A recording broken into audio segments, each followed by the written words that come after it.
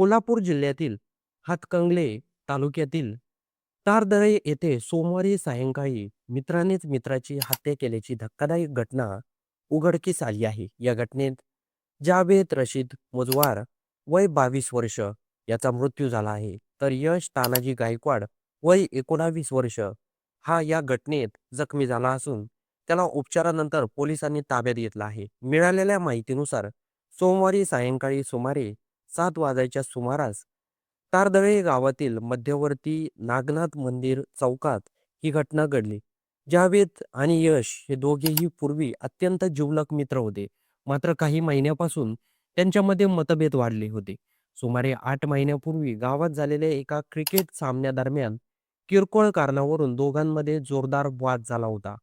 त्यानंतर नुकत्याच पार पडलेल्या जिल्हा परिषद आणि पंचायत समिती निवडणुकीमध्ये दोघे वेगवेगळ्या पक्षाच्या प्रचारात सक्रिय होते. त्यावेळीही दोघांमध्ये अनेकदा शाब्दिक चकमक झाल्याचं सांगितलं जात आहे. जरी काही ज्येष्ठांनी मध्यस्थी करत हा वाद मिटवण्याचा प्रयत्न केला होता, तरीही दोघांमध्ये आतून खुन्नस कायम असल्याचं स्थानिकांचं म्हणणं आहे.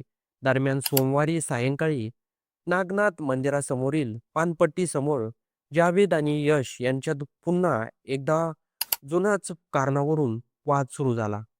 सुरुवातीला हा वाद केवळ बोलाचालीपुरतं मर्यादित होता. मात्र काही क्षणातच त्याचं रूपांतर धक्काबुक्की आणि झटापटीत झालं. प्राथमिक माहितीनुसार या झटापटीदरम्यान जावेदने चाकू काढून यशवर हल्ला करण्याचा प्रयत्न केला.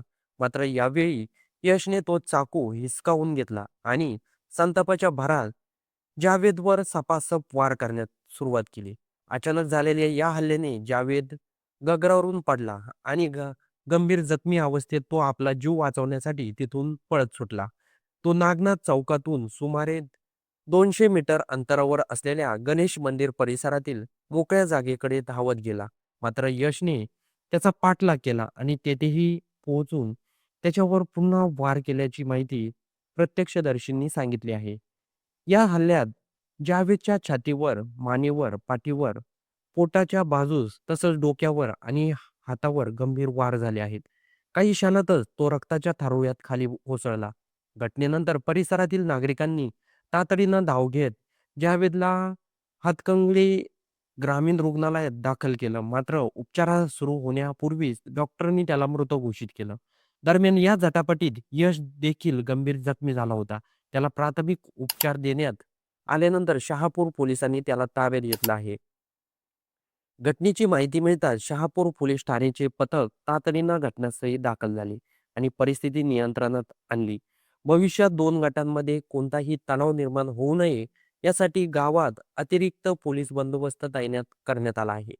या प्रकरणी मृत जावेदचे वडील रशीद ताजुहीन मुजवार वय 45 यांनी दिलेल्या फिर्यादीवरून शहापूर पोलीस ठाण्यात गुन्हा नोंद करण्यात आला असून पोलीस पुढील तपास करत आहे. कधी काही जिवलग असलेले दोन मित्र क्रिकेटच्या मैदानावर सुरू झालेला वाद आणि निवडणुकीच्या राजकारणातून वाढलेली खुन्नस अखेर एका तरुणाच्या जीवावर बेतली. तर मंडळी, या घटनेबद्दल आपलं काही मत असेल तर ते कमेंट बॉक्समध्ये नोंदवायला विसरू नका.